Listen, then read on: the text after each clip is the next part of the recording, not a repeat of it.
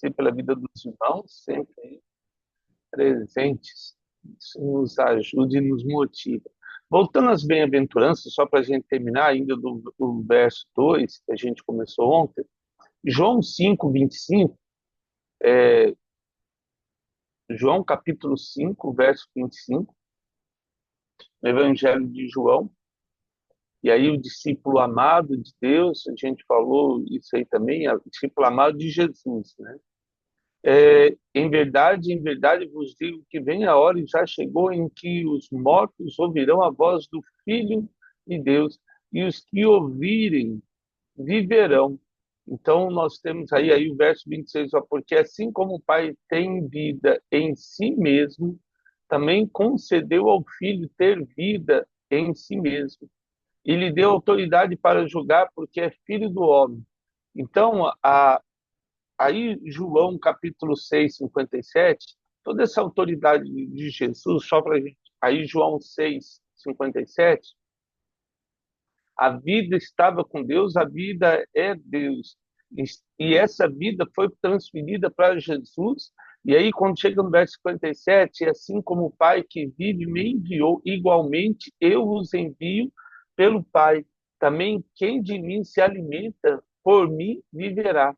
E aí, ele vai citar, né? Eu sou o pão que desceu do céu, em nada semelhante àquele que os vossos pais comeram, contudo morreram. Quem comer deste pão viverá eternamente. Então, a vida que em si é Deus, não tem bem-aventurança maior do que a vida eterna em Jesus.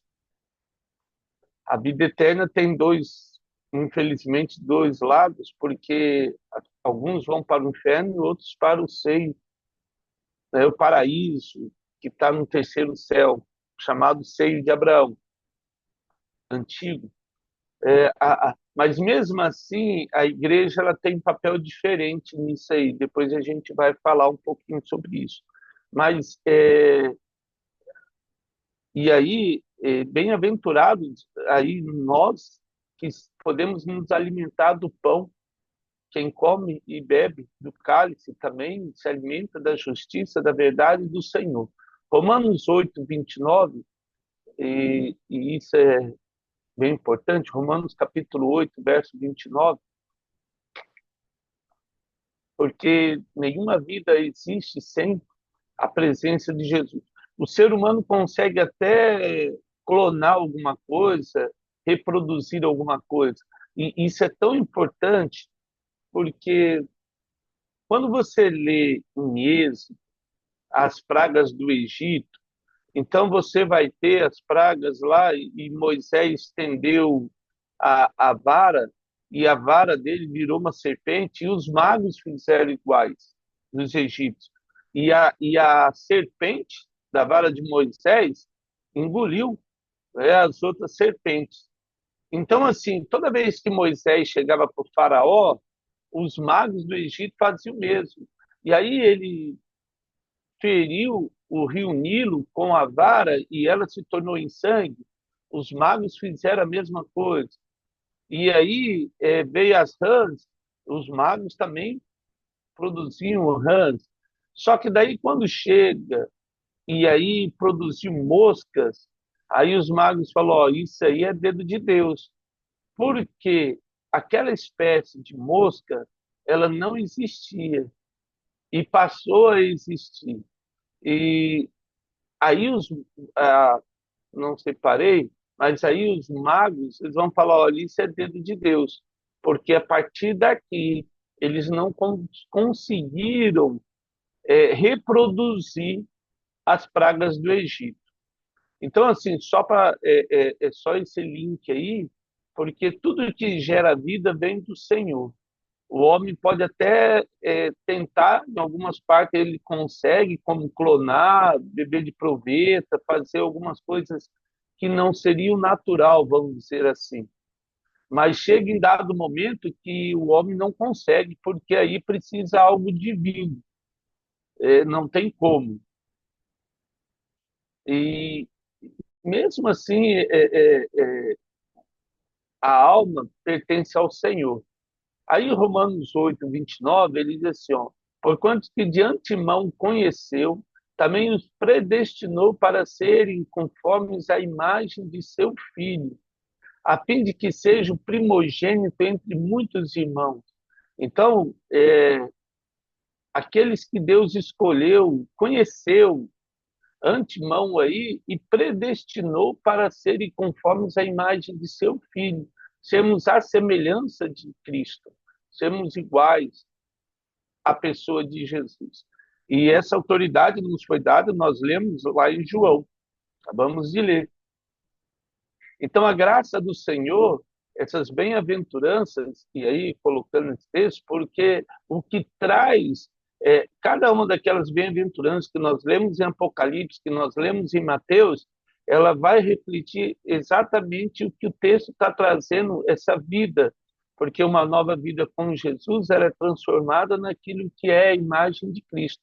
Segundo Coríntios 3:18, vamos lá para 2 Coríntios 3:18, e aí ele vai, no capítulo 3, verso 18, de 2 Coríntios,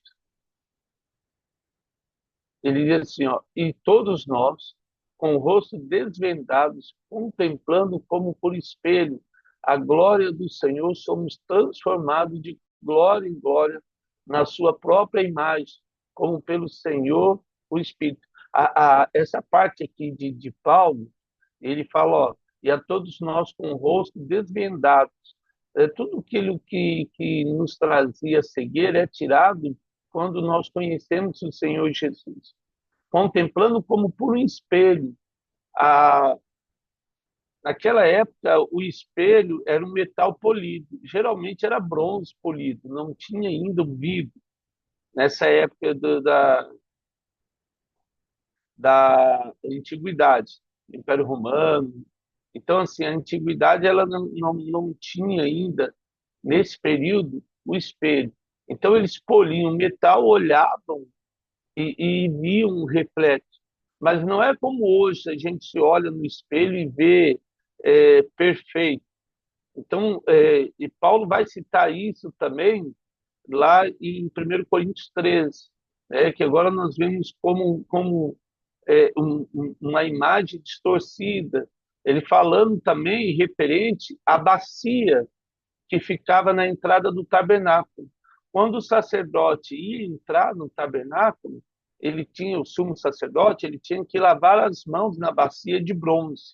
Então tinha uma bacia de bronze e ali ele via quem ele era, de uma maneira, lógico, distorcida, porque tem o reflexo da água e tudo, mas ele conseguia se ver ali, e já era uma indicação de Deus para uma vida transformada aí em glória na sua própria imagem. O que nós nos vemos hoje, lá no céu, vai ser diferente. Por quê? Porque nós vamos ter um corpo glorificado. Então, tudo aquilo que a, a idade, o mundo, a poluição, tudo aquilo que o nosso organismo absorveu, essa rugas, é, todas essas marcas do pecado no nosso corpo que são refletidos, ele vai desaparecer. Nós vamos ter um corpo glorificado e nós vamos ver exatamente quem Deus nos fez para ser. E isso que é o mais tremendo, porque por enquanto nós vemos como um espelho. Ainda falta ver de verdade. Essa é a grande mentira de Satanás na nossa vida, porque ele fala o que nós não somos quando nós deveríamos acreditar naquilo que somos diante de Deus. E às vezes a gente não percebe isso. Às vezes valorizamos mais que os outros pensam de nós do que o que Jesus vê em nós. E isso é muito importante. E só para terminar esse ponto, Colossenses 2:10, para terminar essa questão das bem-aventuranças, Colossenses capítulo 2:10, ah, ele diz assim, ó, também nele estáis aperfeiçoados. Ele é o cabeça de todo principado e potestade. Então, quando nós estamos falando, estudando sobre os anjos, parte dele aí, a gente viu E Cristo é o cabeça de toda. E aí, ó, quando ele cita aqui principado, ele está falando de todos os príncipes aí, tanto angelicais como os demônios, os anjos caídos. E aí ele cita, né, os príncipes que eram os querubins, e no caso o arcanjo Miguel, ele coloca ali como um dos primeiros príncipes. Provavelmente vários querubins caíram, e aí, na minha percepção, é que muitos querubins caíram, e por isso Deus elevou a, como é que nós vamos dizer, principalmente entre o povo de Israel, porque o príncipe que ele coloca ali para guardar o povo de Israel é um arcanjo e não um querubim. Acredito que vários querubins caíram. Aí existe querubins que não caíram, e inclusive quem existe um querubim guardando a entrada do Jardim do Éden ali, né, na região do Iraque, até hoje. O querubim está lá com a espada, né, nua ali, separada, a espada pronta para a batalha. E potestades que são aqueles hierarquia, que seriam os arcanjos que caíram, né? Mas Cristo é o cabeça de todos, principados e potestades. E é em cima dele aí que nós temos essa autoridade de estar com ele. Voltando no verso 2 de Apocalipse, verso 2 ali, 3, aliás, isso. Bem-aventurado aquele que lê. Então, nós vimos as bem-aventuranças. Quem lê e quem é que lê? Apocalipse 1:20 vai falar isso aí. Apocalipse capítulo 1, verso 20. Vamos lá. Aqueles que leem, eu e você, bem-aventurados, aquele que faz essa leitura aí, Apocalipse 1:20. Quanto ao mistério das 7 estrelas que disse, na minha mão direita, e os 7 candeeiros de ouro, e os 7 estrelas são anjos das 7 igrejas, e os 7 candeeiros são sete as igrejas. Então, escreve, pois, as coisas que disse e que são, e que hão de acontecer depois dessa.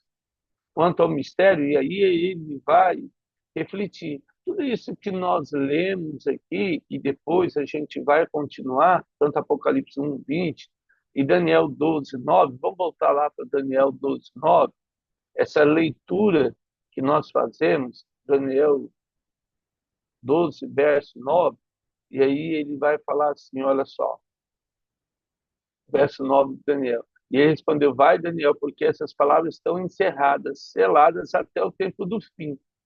Eu acredito, e aí agora, olha só, a, desde de que surge a igreja, agora esse é um selo que já foi aberto, não o selo de Apocalipse. Não é isso, a gente vai ver isso aí.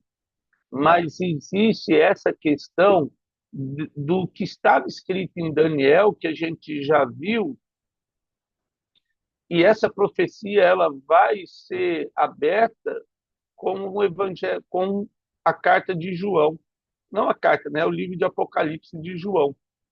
Agora sim a gente passa a entender as 70 semanas e começa a ver, entender a forma por que ela foi escrita e o que deve acontecer.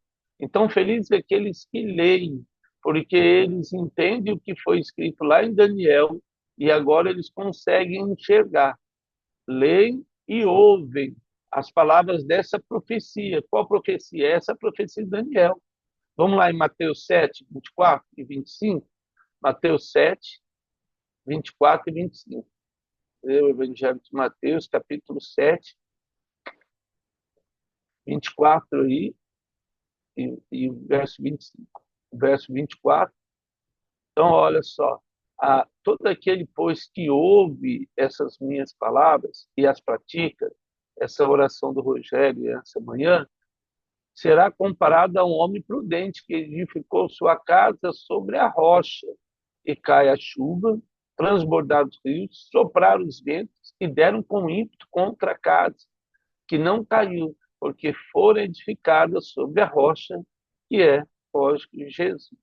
Tudo aquilo que nós edificamos sobre Jesus, venha tempestade, venha turbulência, mesmo assim, a, tudo isso vai trazer a vitória de Cristo sobre nossas vidas. A, Coríntios, quando o apóstolo Paulo escreve a carta a Coríntios, 1 Coríntios, ele vai falar exatamente isso, que as nossas obras são passadas pelo fogo. Aquela que for ouro, prata, pedras preciosas, madeira, palha, o tempo aprovará. Todas as nossas ações é passado pelo fogo, pelo crivo de Deus aí. Então, bem-aventurado aqueles que leem e ouvem as palavras dessa profecia e, lógico, aí e guardam.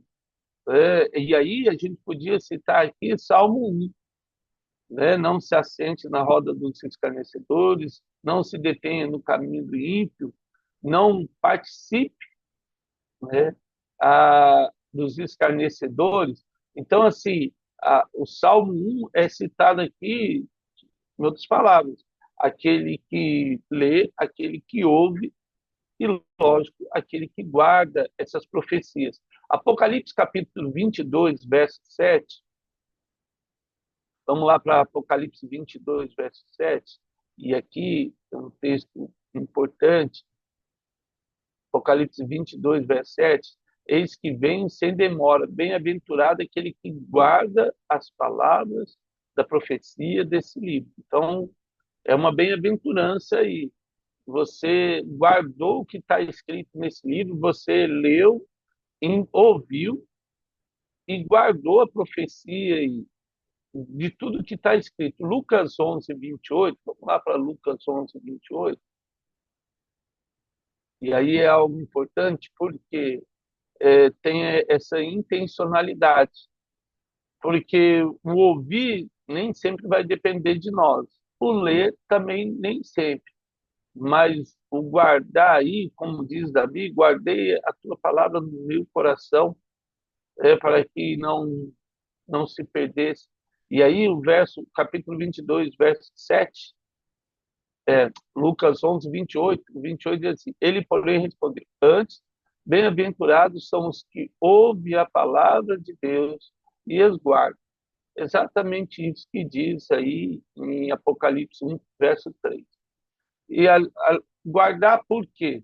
E aí ele continua no verso 3, porque está próximo aí. Olha o que diz o verso 3 aí. E guarda a profecia desse livro, pois o tempo está próximo aí. Essas coisas que são escritas, porque o tempo está próximo. Vamos lá para Marcos 11, 15. Marcos 11, 15. Marcos 1, 15, desculpa. Marcos capítulo 1, verso 15. Marcos capítulo 1, verso 15. Então, as últimas coisas, a proximidade, olha só, o tempo está cumprido, o reino de Deus está próximo, arrependei-vos e creia no Evangelho. E aí a mensagem de João. E que tempo é esse? Olha, o tempo já foi cumprido, ou seja, quando João Batista começa o ministério, ele sabia que Jesus já tinha nascido. Não só ele, a gente vai ver, principalmente no Evangelho de Lucas, que fala da humanidade de Jesus, aí a gente vai ver quando é, Jesus vai ser circuncidado no oitavo dia, e aí ele vai entrar no templo, e ali eu tenho várias pessoas que reconhecem a salvação em Jesus, ainda bebê, e cita exatamente isso, que já podia morrer porque já tinha visto a glória do Senhor, a salvação em Jesus. Muitas pessoas já compreenderam e viram, porque e aí quando começa o ministério de João Batista, ele falou: o tempo já está cumprido e o reino de Deus está próximo. Então, assim, o fato de Deus ter cumprido o propósito dele ali em Jesus, ele diz: e o tempo e o reino de Deus agora está próximo. Então, uma vez que veio o Salvador, agora nós temos esse intervalo da igreja, e aí agora é pertinho das coisas acontecer. Arrependei-vos e crede no Evangelho. O Evangelho do arrependimento faz parte da vida do cristão, de ponderar todos os dias o que acerta, o que erra. Isso é comum na nossa vida e deve ser uma questão de intencionalidade, de prática no nosso coração. Esses dias estão próximos aí e faz parte essa reflexão diária aí. Mateus 24, 33, essa proximidade aí do tempo, Mateus 24, 33, olha só o que diz o verso 33 aí. Ah, assim também vos, quando vides todas essas coisas, sabei que está próximo às portas. E em verdade vos digo que não passará esta geração sem que tudo isso aconteça. E uma coisa bem interessante aí, como é que nós vamos dizer assim? A, muitas das coisas que nós vemos, essa geração, o que eu queria dizer? Muitas pessoas perguntam, mas que geração é essa aí? Principalmente na época de Jesus. Será que era geração ali? A média de uma geração é de 30 anos. Então você tem ali uma geração, a pessoa tem que. Agora a geração está menor, porque as pessoas acabam tendo filho antes de 30, agora um pouco mais. Geralmente é 30 anos de uma geração a outra. Só que é bem legal isso, tem estudos sobre essa questão de geração, por causa dessa questão da globalização, informatização, é, as mudanças, até depois eu posso colocar aí, a gente vai falar, vou anotar, amanhã a gente fala um pouco sobre essa questão de geração. Por quê? Porque elas acabam mudando muito rápido.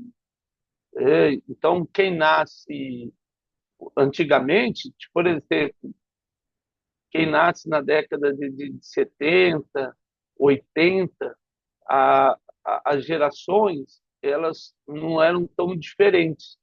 Quando chega de 2000, a geração que nasce em 2000 é diferente da geração que nasceu em 2010, que é diferente dessa geração agora de 2020.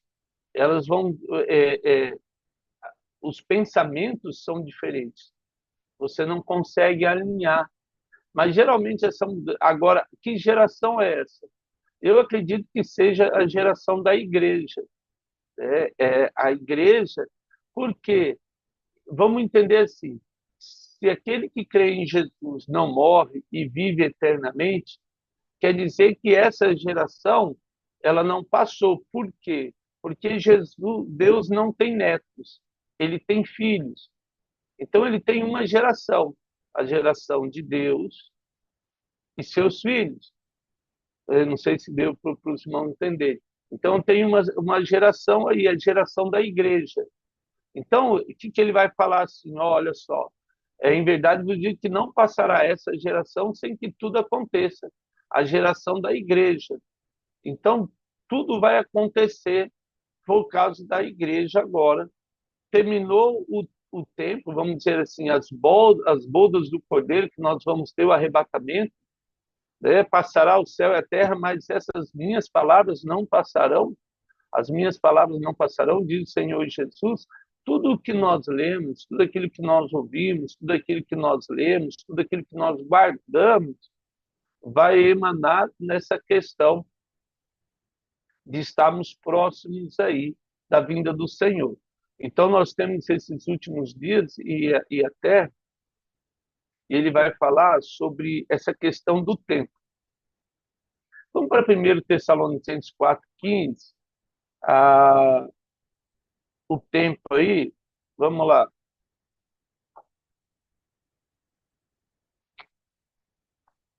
Ó, o tempo Kairos, que é existe dois tempos. O Cronos, que é esse do relógio que nós temos, ou seja, um dia tem 24 horas, 365 dias no ano, aí uma década, aí 10 anos, um século, 100 anos, essa questão de medir 1 hora 60 minutos, 1 minuto 60 segundos, essa hora de medir é o Cronos. Mas em 1 Tessalonicenses 4:15, ora, ainda vos declaro por palavra do Senhor isso, nós os vivos, o que ficarmos até a vinda do Senhor, de modo algum procederemos os que dormem. Então, sobre o arrebatamento que virá aí, nós, né, a igreja, ela vai ser arrebatada, mas primeiramente aqueles que morreram em Cristo. Então, assim, esse povo já não está no paraíso, tá? Mas o paraíso, ele ainda imagine que é aquele salão, o hall, para entrar na igreja, para o casamento, é mais ou menos é um ambiente agradável, vamos dizer assim, mas está todo mundo ali esperando as bodas do Cordeiro.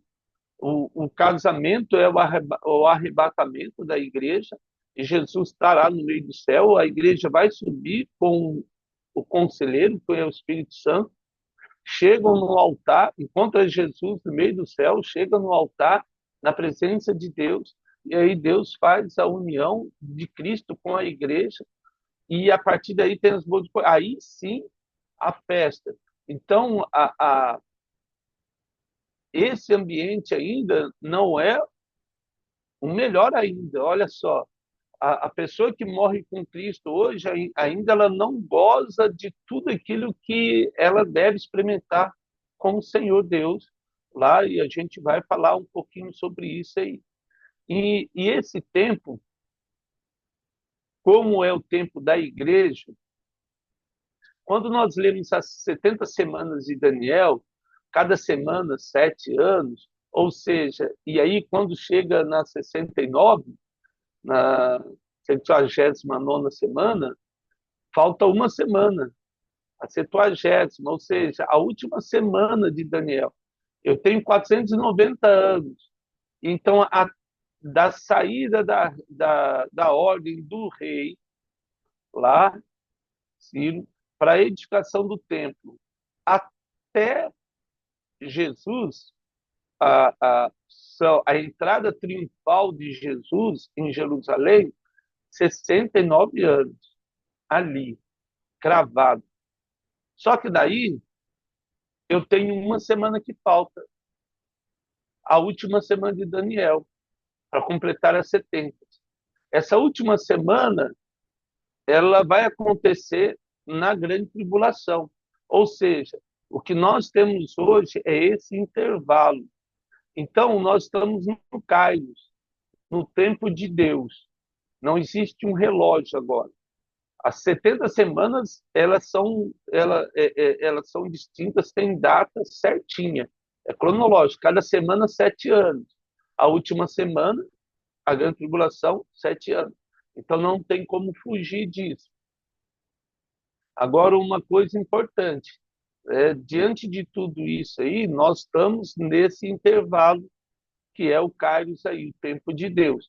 Por isso que Jesus fala, ó, não compete o homem saber nem o dia e nem a hora, mas guardar o que foi escrito. 1 Coríntios 15, 51, vamos lá para 1 Coríntios 15, 51. 1 Coríntios capítulo 15, verso 51. A